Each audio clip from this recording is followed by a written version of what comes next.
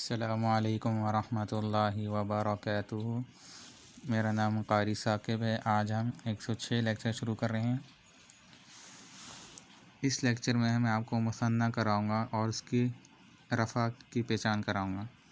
पिछले लेक्चर में हमने एक वर्ड किया था, वो है मुस्लिमुन। तो हम उसी को लेके चलते हैं।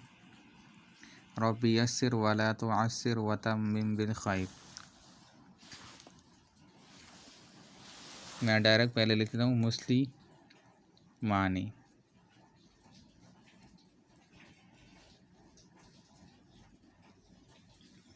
पिछले लेक्चर में हमने किया था कि आखिरी हर्फ पे ज़ेर आ रही थी, हमें पता कैसे चलेगा कि ये रफ़ा में है। सिंपल है, आपने आनी की आवाज़ देखनी है तो आपने पहचान करनी, तो ये रफ़ा साउंड है। मैं साइड पे करके रफ़ा लिख देता हूँ। हालांकि हमने पढ़ा है कि दो पेश एक पेश रफ़ा है, लेकिन मुसन्ना की रफ़ा मुख्तलिफ है। जब भी आपने मुस्लिमानी कुरान की आयत पढ़ते हुए आपने देखें तो आपने इसको रफ़ा मानना है। कुरान में मुसन्ना बहुत कम इस्तेमाल हुआ है।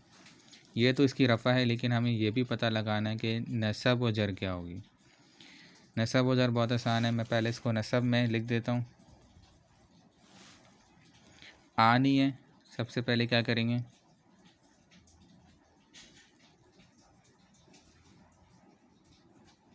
मुस्लिमाइनी,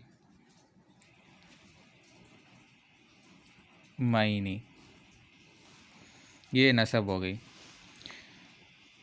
मुसन्ना की रफ़ा कैसे आएगी, आनी से, यानी कि मुस्लिमानी। और नसब और जर इसकी सेम रहेगी, नसब और जर इसकी सेम है। अब ये तो था मुसलमान यानी कोई दो मुसलमान।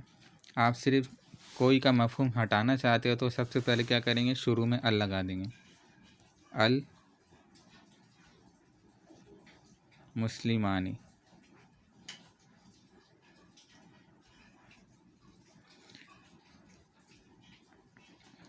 इसमें आपने नोट किया होगा, हम इसमें लाम लिखा जाए और पढ़ा जाए, लाम के ऊपर जज़म हो तो उसके बाद वाला हर्फ होगा वो कमरी कहलाएगा।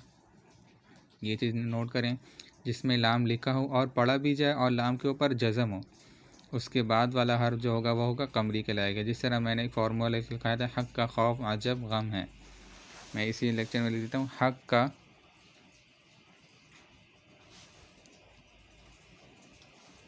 खौफ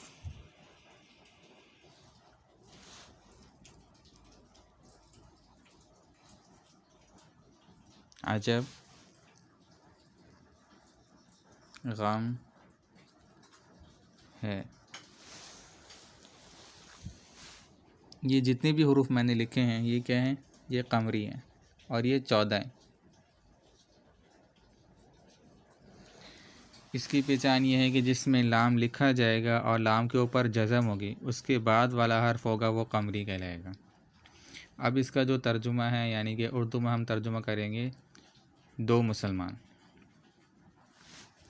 मुज़क्कर वाले, ठीक है। अल मुस्लिमानी, अब कोई का मफ़हूम नहीं करेंगे, मुस्लिमानी था, कोई कोई कोई दो मुसलमान।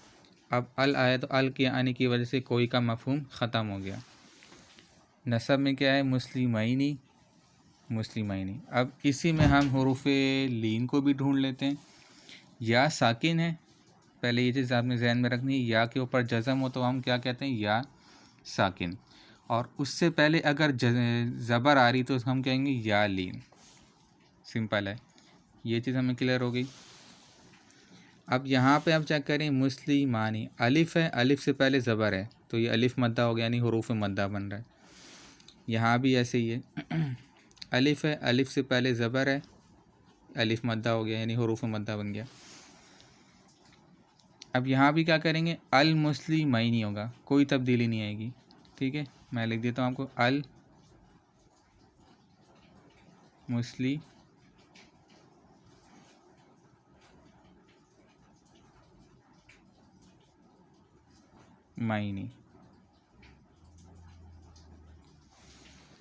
और इसका जर भी यही है।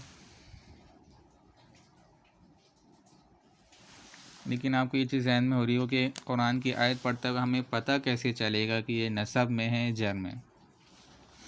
तो इंशाल्लाह जब हम मुरक्कब करेंगे तो आपको ये चीज़ मैं बता दूंगा। जब भी कोई कुछ हुरूफ आते हैं जिसकी वजह से अगर इसके साथ अटैच होंगे, शुरू में आ रहे होंगे, कुछ हुरूफ ऐसे हैं जिसकी वजह से अगर वो आएंगे तो वो नसब वाला होगा, कुछ हुरूफ आएंगे जिसकी वजह से अगर वो लिखे होंगे तो वो जर वाला होगा। बस सिंपल सा आपने जहन में रखना है।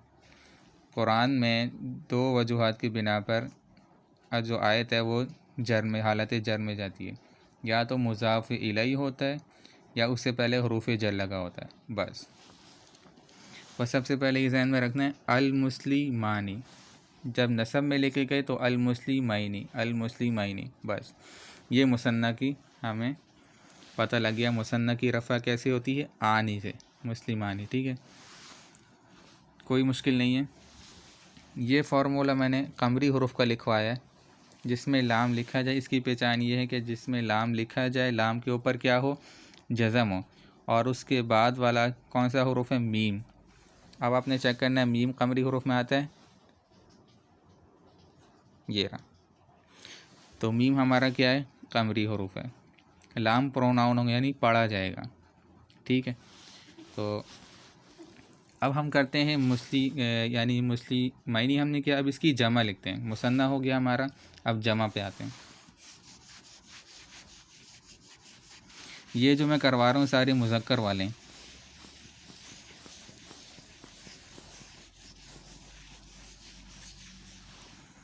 अब हम जमा पे चलते हैं।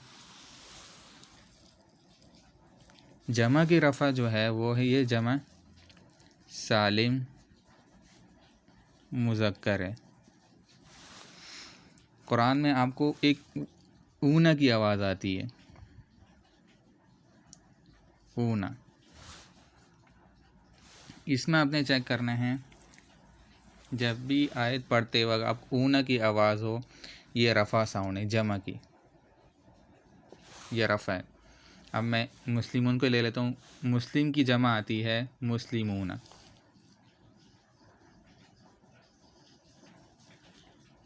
मुस्लिमूना।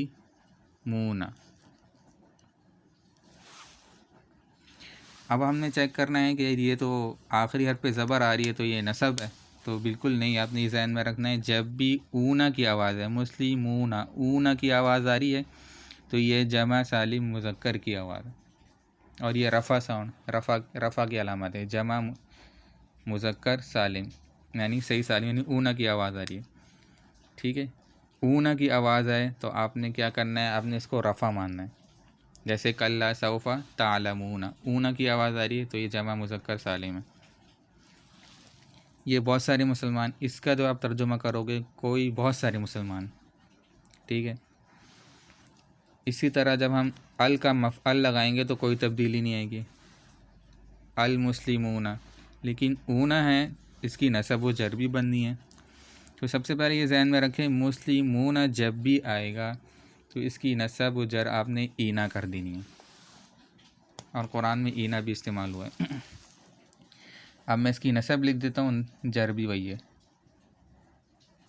मैं लिखता हूँ मुस्लिमीना,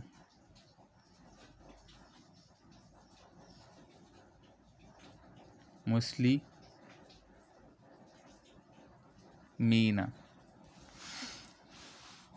ये तो मैंने नसब लिखी, जर भी इसकी यही है। मैं आगे लगा देता हूँ, ये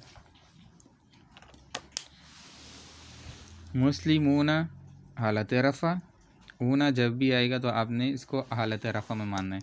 और जब आखिर में ईना की आवाज़ आएगी, ईना की, हमसे या ज़ेर ईनू ज़बरना ईना, ये हालत है, ये हुरूफ मद्दा भी बन रहा है, या साकिन इससे पहले ज़ेर आ रही है, तो या लीन, ये या मद्दा हो गया। ठीक है, तो ये ईना है, ऊना से ईना हो गया, ये नसब या जर। अभी फ़िलहाल ये आपने ये ज़हन में रखना। तो यूँ बहुत आसान है, थोड़ी सी अपनी प्रैक्टिस करनी है। ये जो है मुसन्ना कुरान में बहुत कम इस्तेमाल हुआ है। ठीक है, अस्सलामु अलैकुम व रहमतुल्लाहि व बरकातहू।